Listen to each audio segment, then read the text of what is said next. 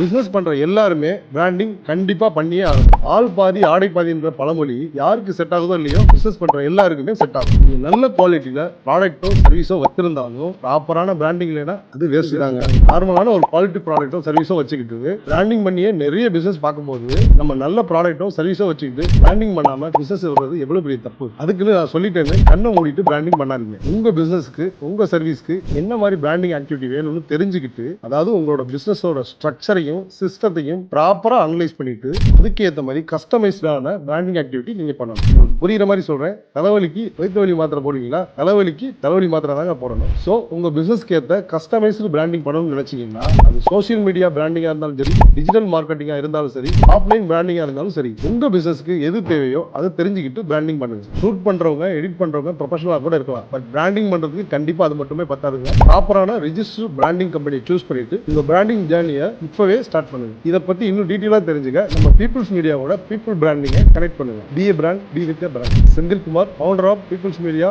Hello events, team weddings.